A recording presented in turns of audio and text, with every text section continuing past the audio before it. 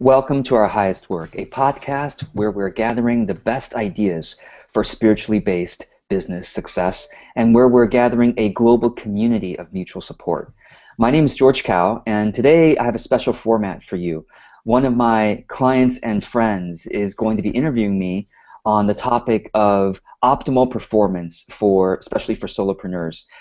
His name is Benoit Foucher, and I'm going to say a little bit about him, and I'll turn it over to him to lead the conversation. So Benoit is a tennis coach for young people on and off the courts to excel at what they do while being fully who they are. Benoit also used to be a tennis professional and was ranked within the top 700 tennis players in the world. I did some research on how the number of tennis players in the world was probably about 100 million tennis players in the world, and Benoit was ranked within the top 1,000. So that's extremely skilled. Currently, he's writing a book called Flow Tennis, which will show how tennis players can train themselves to be at optimal focus and relaxation at the same time. Benoit has a podcast called Success Crisis, New Success, where he interviews successful men on how to thrive, and he is also a coach for what he calls crazy men, guys who dare to change the world. And Benoit coaches them into organizing their ideas effectively to achieve their ideals and to become the men they wish to be. So it's an honor to have him on the podcast and have him leading the conversation here about optimal work and focus and flow. So thanks, Benoit, for being here. Thank you, George, for this introduction. Yeah. So I'll let you take over then. Okay, so here we go. So the idea, I think it's good that I do my introduction of you as well. So we will spend 1 hour to introduce each other like that. Sure. No, Sounds good. kidding. Okay, so George, thank you for being my current business coach, helping me to create online and in my practice what you call my true livelihood, which is in my terms the best I have to offer moment by moment. What's unique about you is your ability to suggest many ways in which I can improve, and at the same time knowing that there is no one way to direct my business. And I think this is really specific to you. It's organic and it grows as we grow, which makes a lot of sense to me. You have assisted more than 1,000 people like me with your coaching and online groups. And I think you're very prolific in terms of content and giving a lot of things for free with blogs and mind maps. And actually, there is something every time that amazes me is that whatever problem or issue we have, you have a link, you have a solution. So I find this quite fascinating. So thank you for allowing me to interview you on the topic of flow. What I call flow is, from my tennis background, is this crossroad between total focus, and it's not focused about winning, it's focused about our game, it's focused about ourselves, and ease, relaxation, and detachment. So there is this two polarities working together all the time. It's not like work. It's not because this doesn't work at some point. It's too much stress. And it's not also, of course, total ease, life is easy, take it easy, baby, because you don't have a goal at the same time. So I'm particularly interested now that I'm writing this book about the flow tennis, how we can apply this as well in our life and in particular in business. So I'm also very curious for myself. So thank you. And the first question that I would like to ask you is, are you in the flow every day, or do you have a particular story about being in the flow, in this kind of flow where you have maximum performance and ease at the same time? Yeah, no, that's a great question. So actually, before I answer that, I want to mention that I always like to mention the chat area. So for those of you who are here with me live, you might want to comment and let us know that you're here. There is a chat. The place we're using for the chat is the Facebook thread where I announced this episode. So feel free to just comment there and say, hi, I'm here, and join in the conversation. if a great way to use the chat is when you hear something that Benoit says or that I say that is interesting to you, you find some insight, please just comment with a few words what was interesting. This will be helpful for me to know, maybe where to go deeper into. Maybe Benoit can ask more questions about that, or it's just a way to remind yourself of what you learned in this episode. So I really welcome you to do that. It's exciting for us to see the chats. And okay, so the question about an example of flow. I think what I'll do is I'll talk about how I prepared for this episode. That might be an interesting real-time example.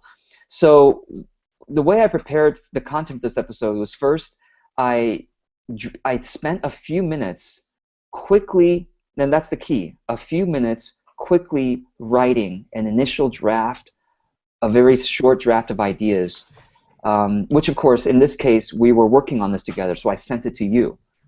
Right? And for those of you who are working on your own solo projects, you could still use the same method, except you wouldn't be sending it to someone. You would be just keeping it for yourself.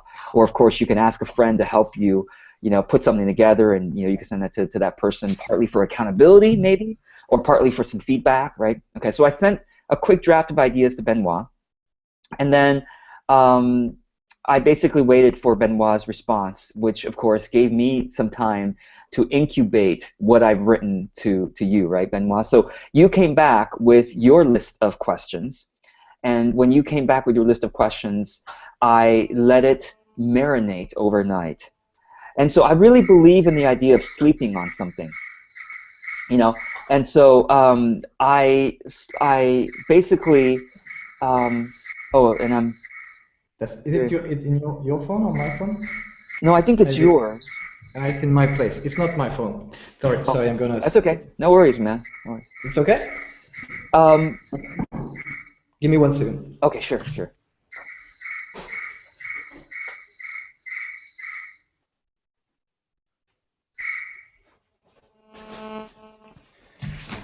Sorry, I thought about my phone, but not the phone of others. No worries, yeah. No worries. Good thing we're going to edit this for the audio, so it's all good. Yeah. Okay. Cool. So I let it sit overnight, the questions that you sent back to me, because I really believe that our subconscious works on problems, works to find solutions when our conscious mind is not working on it. So a lot of us find ideas in the shower, or when we're walking, or when we're doing the dishes, or when we're working on some other project, we suddenly get ideas about something else. It's because our subconscious is working on that thing. And sleeping, same thing. We work on our stuff when we're sleeping without knowing about it. And so next, what I did was, the next few nights before this episode, I spent maybe 15 minutes every night jotting down on my phone, on my little phone, ideas, brief answers to the questions that we were going to talk about during this episode. And so the key is this: I found a good time and a good place where I could be creative, where I felt relaxed and was able to just, write random ideas sometimes. And for me, that time and place is at night before I go to bed. I shower at night. Benoit, as you know, most Asians shower at night, right? So I shower at night. So after shower, before I sleep, is about 15 minutes where I kind of write ideas on my phone. It could be writing 10 random ideas about something else in my business, or it could be preparing for content like this. So that's when I did it. And also, the reason why I like doing it on my phone is because the tool is not overwhelming. It's a very limited place. It's not this big white canvas where I'm looking at this big white space and thinking I have to fill up the canvas with all these ideas. It's like a small space. So as I type, I feel like, wow, I'm getting a lot of ideas here. So that's helpful for me. I know it's not helpful for everyone to have a small space, but for me it is helpful. So you're doing this for every project you have?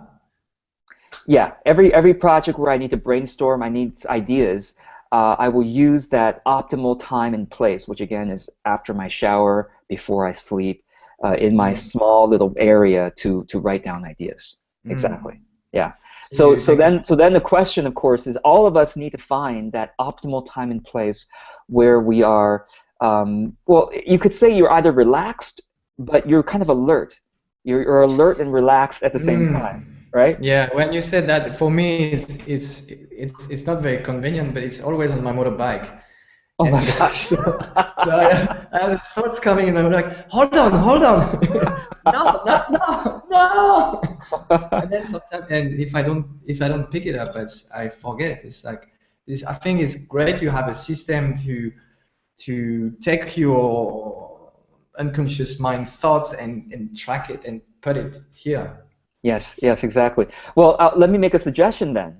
When you're on your, because Okay. I know for a lot of people they get ideas while they're driving, right? And I Mm. think the reason is because when you're driving, your conscious mind is somewhat engaged. You have to be engaged in driving, but your Mm. subconscious mind is kind of freed up. It's so routine.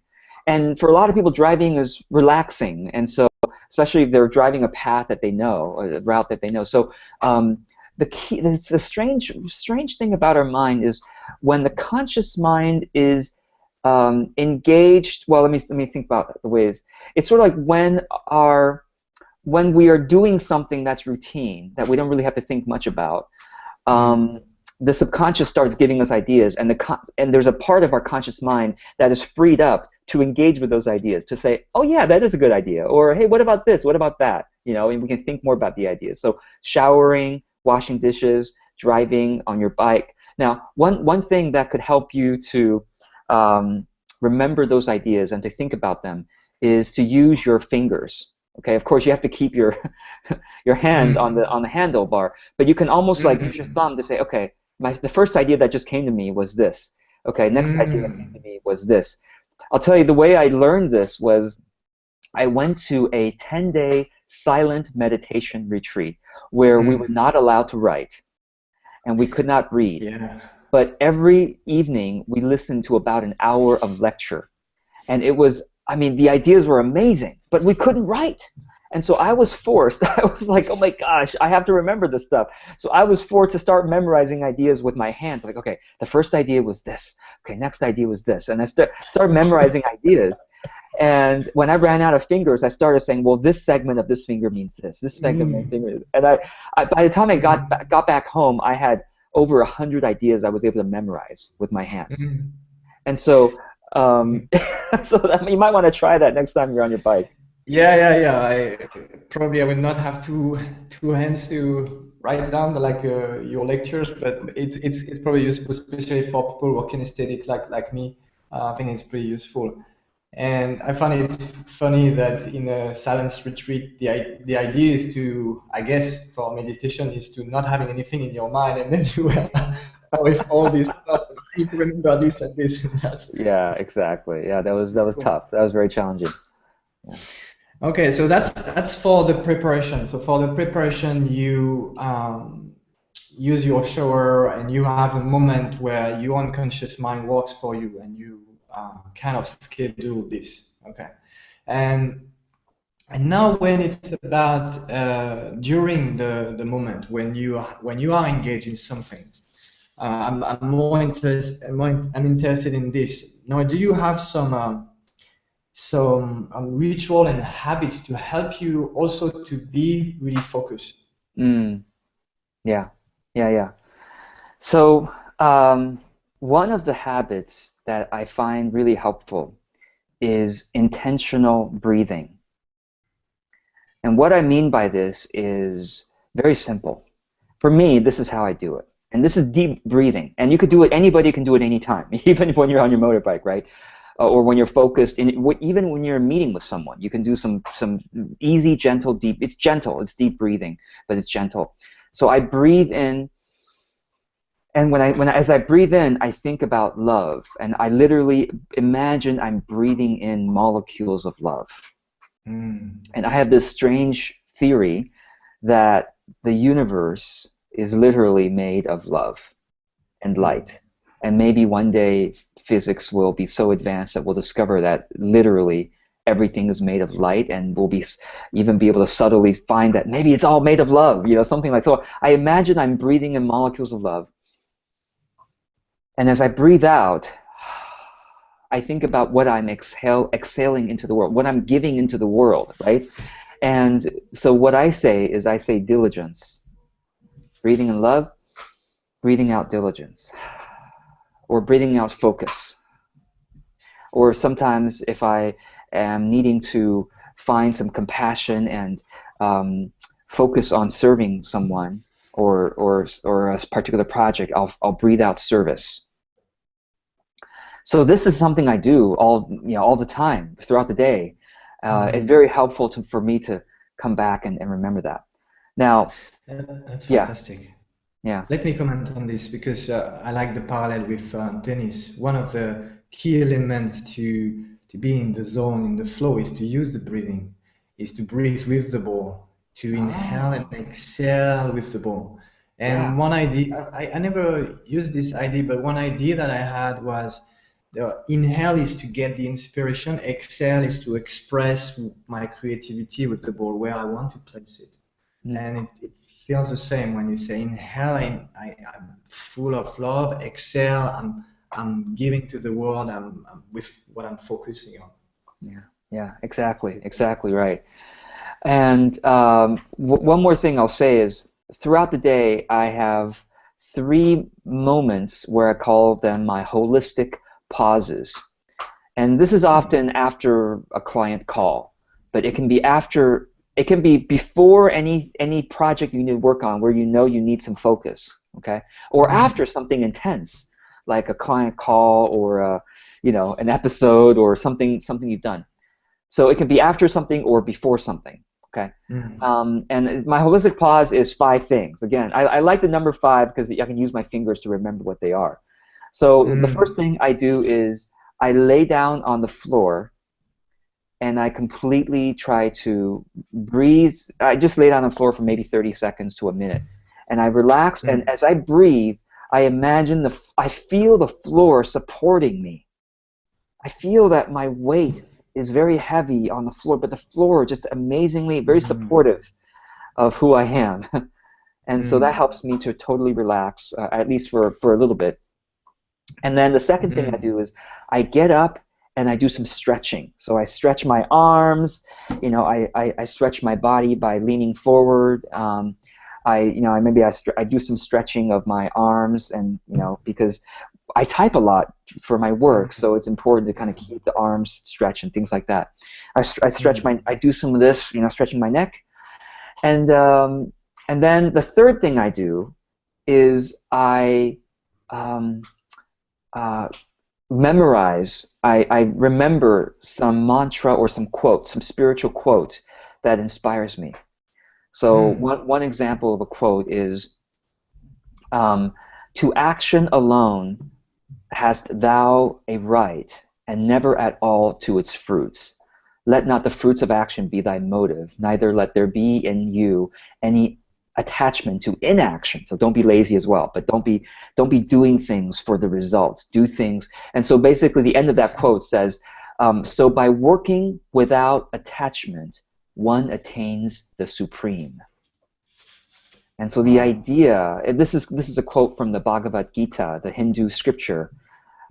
This is Krishna talking, and so the idea is the quote is to work as a duty, work to find the joy in the work itself, rather than be so afraid of what the results are going to be and so greedy and attached to what the results are going to be. So that's the third thing I do is, after I stretch, I recall some spiritual quote. If I can say it out loud, if it's appropriate, I'll do that. Otherwise, I'll just remember it in my mind. The fourth thing I do is I go and get a drink of tea, water, whatever I'm drinking.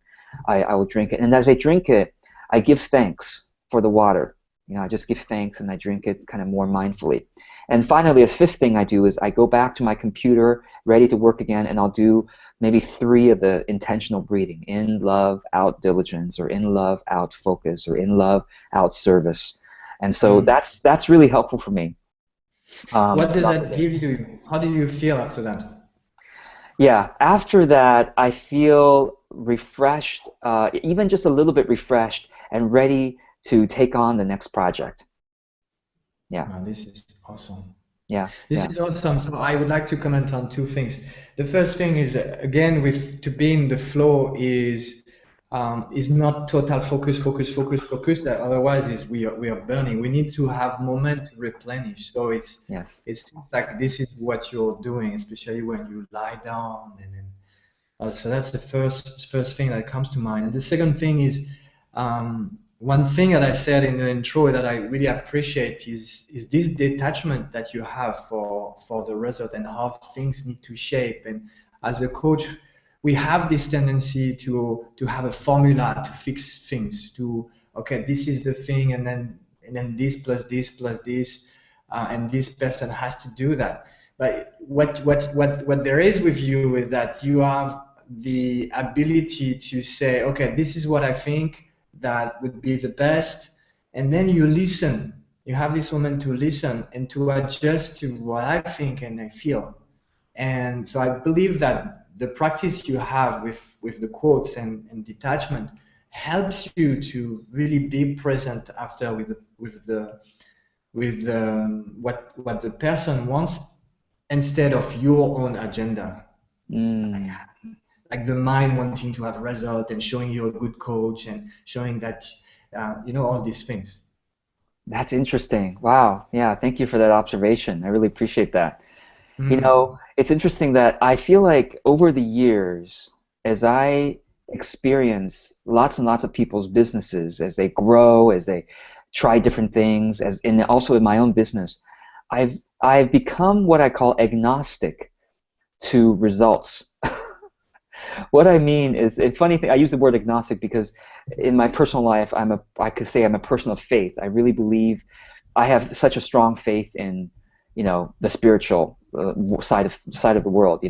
But when it comes to business, I'm very agnostic, meaning I believe that we can only control our actions and our habits and our, Hmm. what projects we work on, but we cannot control what the results are.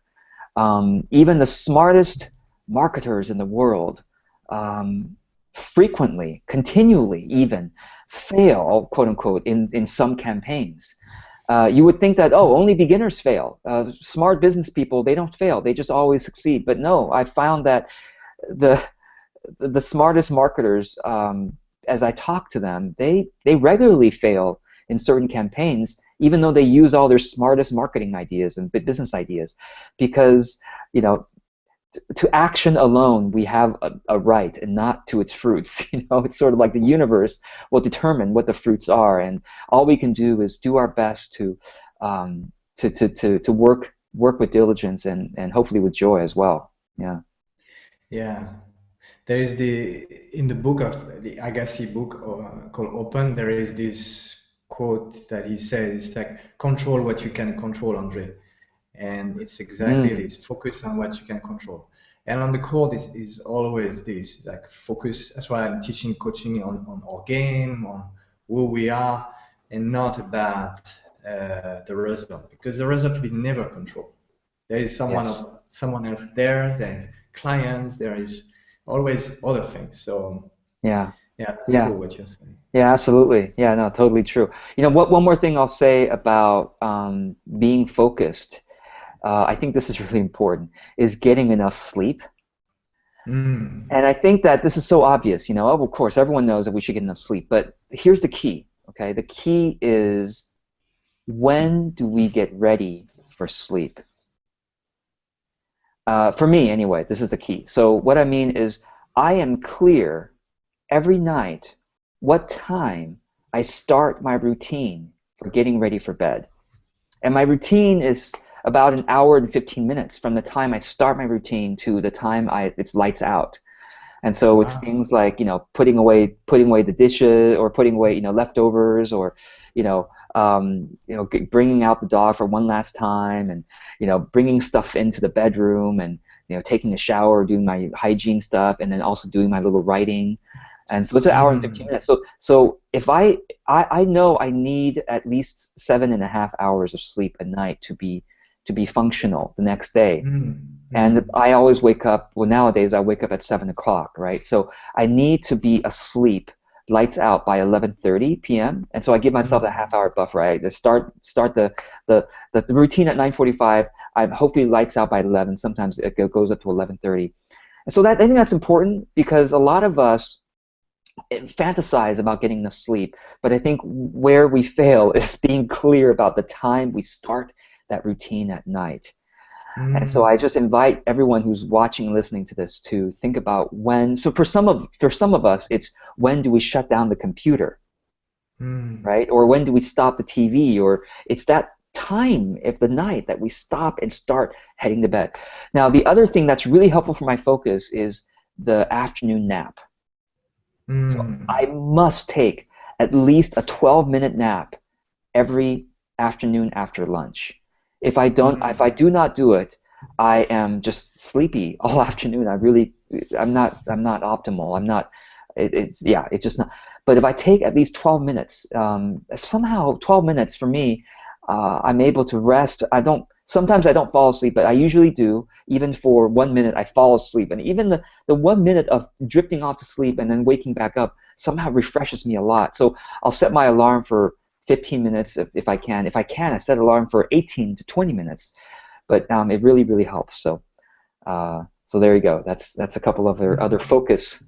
So yeah, when I'm hearing you, it seems like you have routines and rituals many times during the day. Is it like all day long you have rituals? Do you start the day with rituals and to Yeah, help you? actually, well, so I like to think about this. I like to think about keeping my schedule and my life as boring as possible so that I have willpower and creativity for my work. So what I mean is, yes, I have my schedule. Every day I know what my schedule is. So for example, I wake up at 7, I do some spiritual reading, and then I get ready, I make breakfast. As I make breakfast, I listen to podcasts. And then as I'm eating breakfast, I'll do my morning review. My morning review includes things like looking at my tasks for the day, prioritizing them, making sure I'm doing the things that are important, glancing really quickly at my email to see if there's anything urgent and important. I also look at my appointments for the day to see if I need to prepare in some way, and then I get going. So by 8:15, I'm sorry, by 8:30, I'm doing some kind of project. Or actually, I'm sorry, nowadays I have another routine, which is posting something on social media. So I do that in the morning. And then by 8:45, by 9 o'clock, 8:45 to 9, I do my client forum. As you know, we have the daily progress thread that we comment on and set intention. And I look at my clients for the day, to see what we last talked about. And so by 9 o'clock, I'm either doing a client appointment or working on some project. My lunch time is always the same time. It's 12:45 to 2 o'clock. Actually, 12:45 to basically 1:45, and then nap from 1:45 to 2. And then mid-morning, I have a dog walk. So that's there.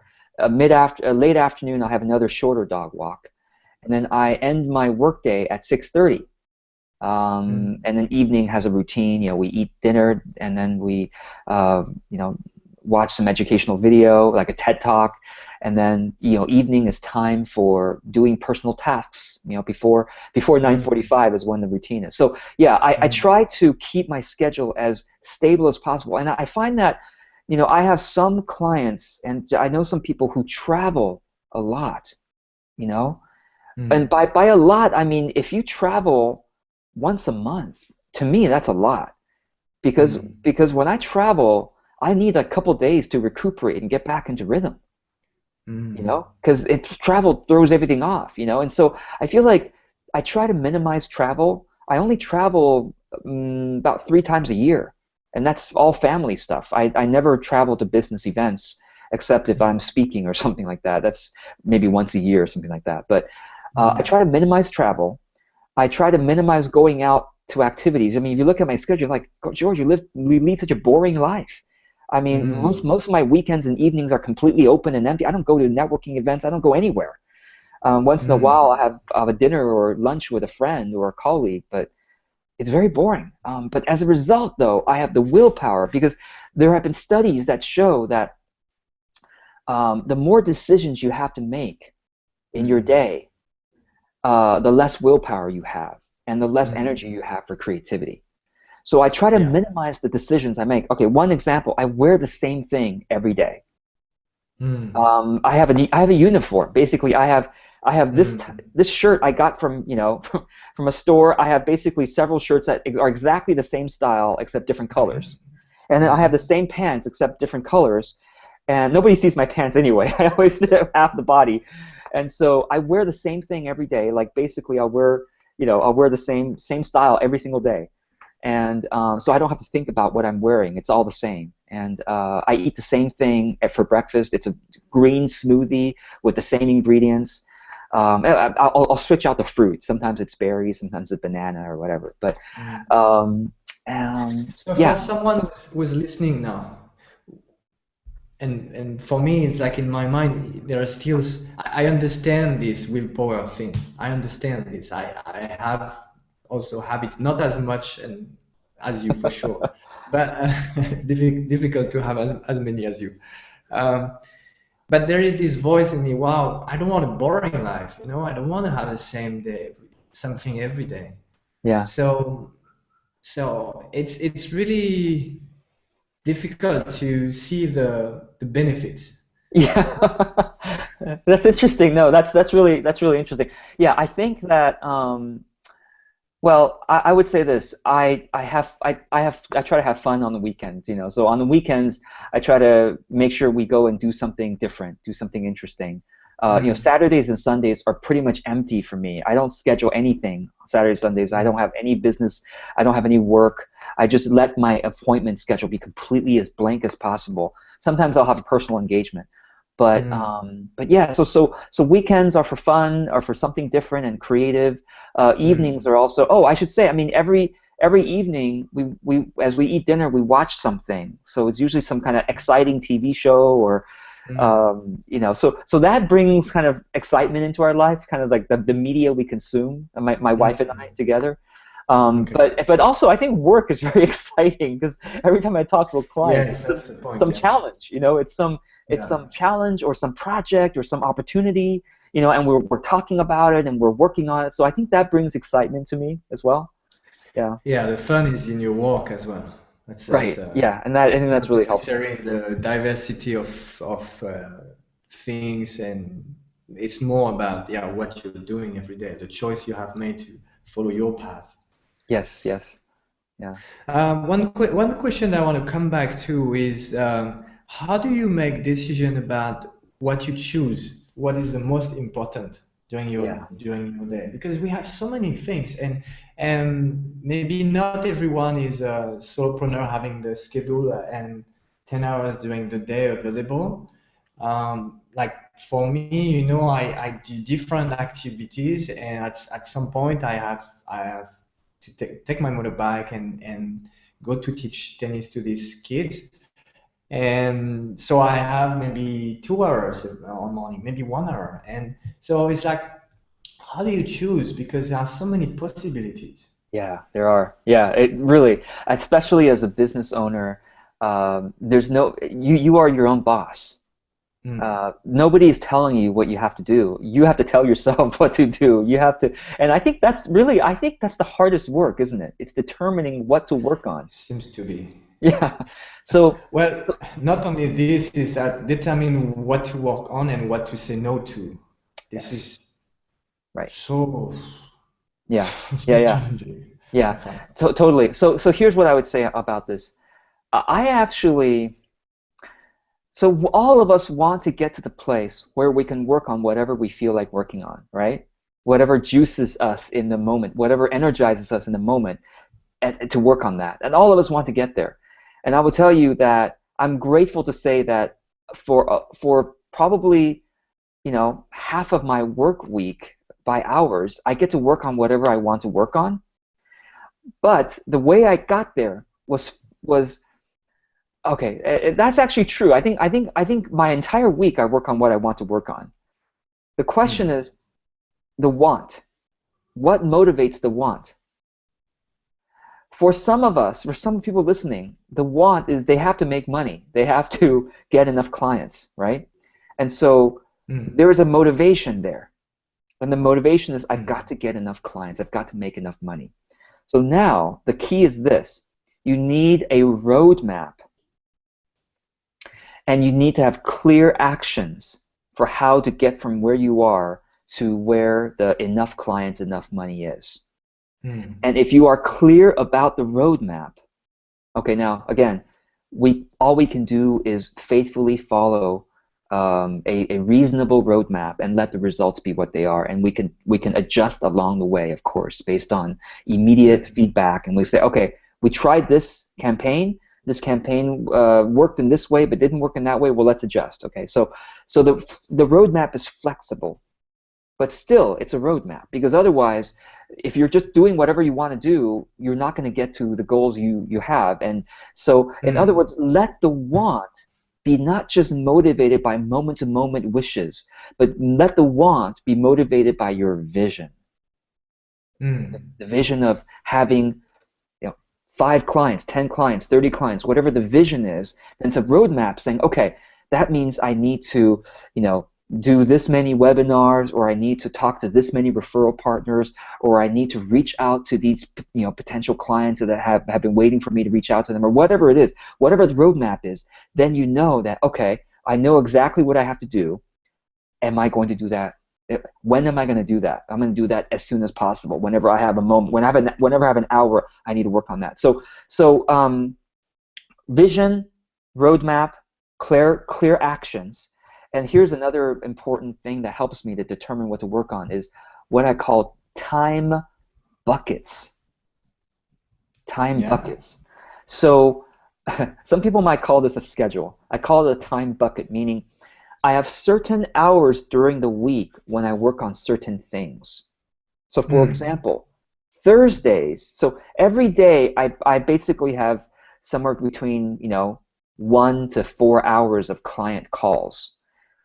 So what that means then is every day I have somewhere between 3 to 2 to 4 hours of project time. Project time is basically non-client work time when I'm working on some building my business in some way, whether it's content or enrollment. Okay. Now, what do I do during the project times? The way I like to do it is I like to say Mondays is when I work on my new group program. That's what I do on Mondays for my project. Tuesdays is when I work on improving my current one-on-one client program. How can I improve the experience of my clients? Wednesday is when I work on my free courses. Okay, that's a content project. Thursday is when I work on my enrollment. This is my website improvement, my contacting referral partners, etc. Friday is when I work on my free helping. This is when I help my alumni community for free, or my free Facebook group, or whatever, respond to emails from people who just want to pick my brain. So that's basically my rhythm. So I know, so the question is, okay, today is Tuesday. That means today I was working on how do I improve my client experience. Does that make sense? Tomorrow I get to work on creating my free Udemy course, or to add more content to it. So that helps me to know I don't have again, if I can remove decisions, I can save that willpower. So I'm always asking, how can I design my day so that I remove any decisions? So I know that, okay, today's Wednesday. That means it's my free course time that I get to work on. Now, of course, of course, if you have urgencies, right? If you say, well, I've got to sign up 5 clients by the end of the month, then it's maybe every day is enrollment, but then that's you have to make that decision in advance to say every day is enrollment. If I'm not working with a client, I'm doing some enrollment activities. So. Okay, so yeah, a few questions. So the roadmap and vision you were saying about 1 month here, is it like you actualize, you change your vision every month, or is it every week, or Oh, okay. how far away you need to have a vision and roadmap? As far as it inspires you, Oh, that's nice. because I have a vision for 3 years out. I Okay. have 3 year client goals. I have 3 year content goals. Okay. I actually have even farther than that, like 5 years, 10 years for content because I want to write a book, you know. So anyway, so I have those goals that inspire me, and then therefore the roadmap is all right. So in 2017, I want to accomplish this. 2016, I want to accomplish this. 2015, I want to accomplish this. That means by May of 2015, I want to accomplish that. Mm. And And I so think, yeah, yeah. And I think what I hear from you is that you have the roadmap and then you have the vision, and then you place the vision in your schedule so that you worked according to the vision. yeah, Because I think one of the mistakes I have done, and I think many people do, is, oh yeah, I need to have my vision. So I do my vision, and then I forget about it after a few days or a few weeks. And I yeah, come back to it, oh yeah, I had my vision, it was like this. But with your system of the buckets, it's like it's placed so that I know inside myself that, yeah, I'm working towards my vision, and that fulfills me. yes, yes, yes, yes, exactly right. And also here's something helpful is I have a way that my vision pops back up to remind me, and I read it again, and then I make any adjustments I need to the roadmap. So I have my to-do list software. Everyone may have a different way of keeping their tasks, their Mm, task management. Right now, mm, I'm using something called Wonder List, Wunder list. I like it a lot because it's simple, it's nice, and I have a recurring item that pops up every month to remind me of my content vision, another one to remind me of my enrollment vision. So I read it mm, at least once a month. I mean, it doesn't take much mm, time, you know? And mm, so that's helpful. Now, the thing about the question you asked about how often do I adjust it? I adjust it as often as I want to, honestly. So I mm, adjust it. Usually when I pull it up every month, I make some tiny adjustment to it. mm, Given my what I've learned about myself or my ideas thus mm. far. So yeah, I have the feeling that you track. You are checking whether you're on track with your vision or not. yeah, yeah, yeah. And I want to make sure I'm still inspired by it. Yeah. Now, I'm saying this because that's also one of the mistakes that I could do sometimes. It's like I have a nice vision, maybe I place it in my schedule, but then I don't review it. It's like, okay. Right. Which Yeah, week I need right. to review my vision. Well, I'll tell you, even just even having a vision is a really, really important. I mean, writing it down is a really Yes. important step. I think a lot of people don't even write it down. Yes. Yeah. Yeah. Yeah, So, yeah, yeah. Okay, let me see the questions I have, and we have 10 more minutes, right? yes, yeah, and I have a couple questions for you too. So let's be sure to Okay. save at least 5 minutes for that. Okay. So maybe one Um, more question that you have that's hmm, yeah. what is the most important question of all of this? Um, uh, yeah, I think it's great if I ask you the stress question, the stress situation. So imagine you were saying that you have a book you want to accomplish. This is like you're in 2017. I don't remember when it was like. It's for next month. It's really closing, and then you have a presentation in 3 days, and then your wife is sick, and Mm, then there is a client who has a breakdown, and mm, then you have your schedule as usual. Like on Tuesday is I'm doing one-on-one improvement for my clients, and so where you start and how you do find your flow when this kind of overwhelming situation happens to yeah. you. Yeah, no, that's awesome question. I love that. And you have such a good example because you have these different areas, that are calling for your attention, right? You have the book, Mm. presentation, client, your spouse, et cetera, et cetera. Okay, so here's what I would say. It's important to be clear about the order of your priorities for just Mm. a situation like this. So for me, it should not surprise you. I have five priorities. And my fingers, right? My five priorities. You know that I was born the 5th of September, so I think it's good then. Yes, that's a good number. It's good. I would agree. Yeah, exactly. So, okay. So my five priorities are health, personal growth or spirituality, relationship, wife, work, and hobby. Okay, hobbies rather. And so if I ever, and of course I try to balance all five. If I look at all five and like, okay, something I haven't been doing my hobbies or something like that, then I need to do, maybe do more hobbies on the weekends or in the evenings or something like that. If I Mm. find that, when was the last time I had a heart to heart with, go on a date with my wife? Okay, the relationship is suffering or something like that, right? So Mm. it's important to look at my fingers and go, am I attending to these things? And try to keep it in balance. Now, when Mm. there's a problem, like your wife is sick, and then you have a book you want to write, and you have to make a choice. Is today, this evening, I can either attend to my wife or I can write my book.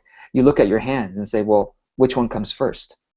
Mm. Oh, okay. So work is over here, and Mm. wife is over here. So that trumps this one. So because we start with a thumb and we go this way, right? And Mm. so it makes it very easy for me to decide. Say, okay, Mm. if I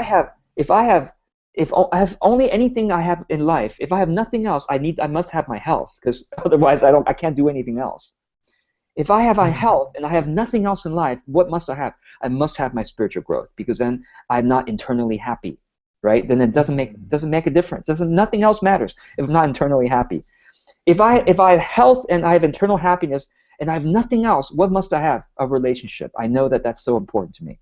I don't care if I have a Mm. job or not. I must have a relationship that I'm happy with. If I have Mm. that and I have nothing else, then I must have a work that's fulfilled me. I don't care if I have play my guitar or whatever. I must have my work that fulfills me. And then after that, I have my work, or sorry, I have my hobbies. So that helps me to balance. But within the work, let's say that your wife is taken care of now, and now you're focusing on your work. You must also have the same prioritization for your work. So for someone, a typical client of mine, it might be, okay, am I serving my clients? Or if your client's having a breakdown and you're not serving them, you're not doing your job. You have to attend to your clients. Now, if the client Mm. is being overboard, like they're really taking more time than they should, they're taking more of your energy, you need to set a boundary and say, you know what? They need to learn how to cope. They learn how to take care of themselves in some way, right? It's not Yeah. okay to take all my time, right? And so, but the clients usually is number one. The second thing is usually enrollment. Like, am I doing my activities to get enough clients so I have enough money? And then the third thing would then come content.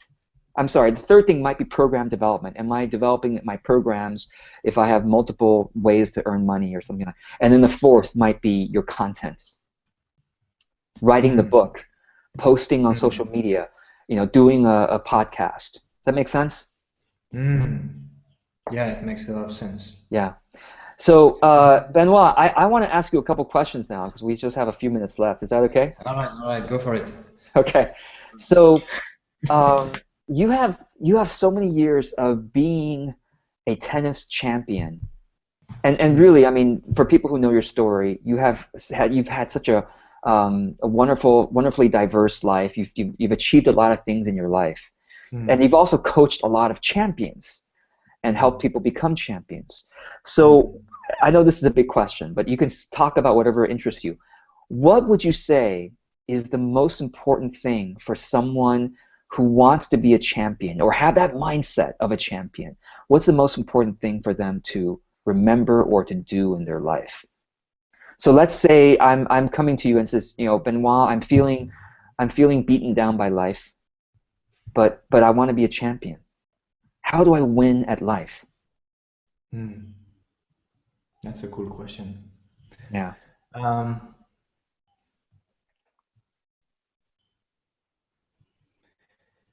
when I look at myself and when I look at the people that I've coached, I think there are two things. The first thing is we need to have a burning desire. We need to have something that this is what I want. And I have a kid nowadays that he's 12 years old and he's obsessed by being a tennis champion. He's checking all the YouTube video all the time.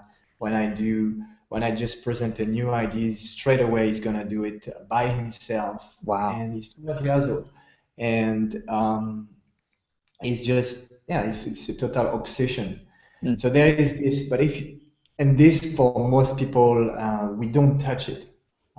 Many people come to me and say, yeah, I want to have this goal, go to college, US college, because this is good for sport and tennis.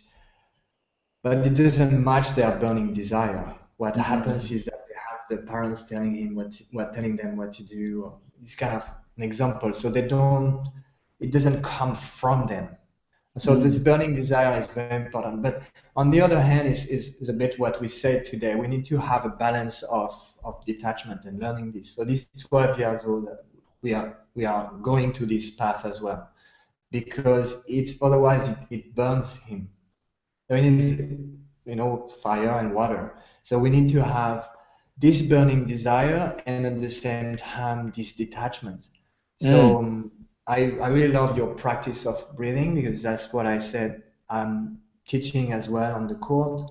But I think it's in life is the same. It's like knowing our path and at the same time knowing that whatever happens is fine.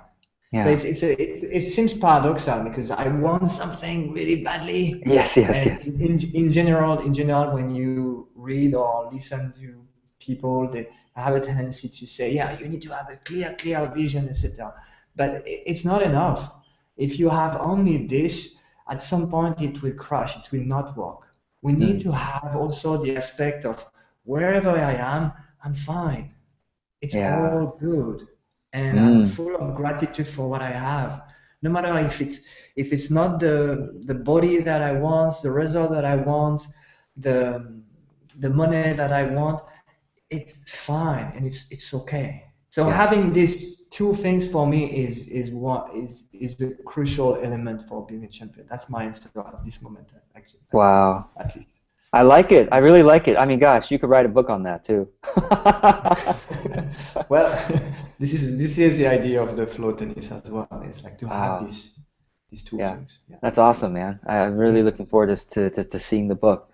Okay, so one more question I want to ask you is, how would you define our highest work? The name of this podcast is Our Highest Work, and I always like to say there are as many definitions of our highest work as there are people who define it. So right now, just from your current ideas, what would you say is our highest work as human beings? Simply said, that's to be myself, and that encompasses being as crazy as I am. Okay, how I have to say this. How do you define crazy? And defining crazy is that many times in my life I thought, wow, I'm so different than this group. And at some points I wanted to be with this group because I didn't want to be alone. But what I learned instead is when I learned to love myself and love my difference, and at some point some groups will come up. And being crazy is willing to, for me, is to follow my heart, follow being on my edge, exploring who I really am, what kind of contribution do I really want to have. Yeah, beautiful. This is my highest work. Yeah, that's awesome. That's really great. I love it. I love it. So with that, I want to go ahead and wrap up this episode. For those of you who are listening or watching, I always love your comments. Please go ahead and go to www.ourhighestwork.com and join the community there. Let us know what you thought of this episode. And any questions you have, of course, you can find answers. Oftentimes, other people from the community will respond, and when I have time, I will also respond. The last thing is I want to encourage everyone to implement one thing from this episode. We talked about probably 30 different things you could implement, Yeah. and think of it as a habit waiting list. You have a waiting Mm. list of habits that you can implement, but to implement a habit, it's really helpful to do one thing at a time until you get that habit to be a habit, and then you bring on another one. So just, you can always listen back to this episode again and again, but just implement one thing for now. And I would love to know what that one thing is for you. So comment on our Mm. episode and let us know what that one thing is.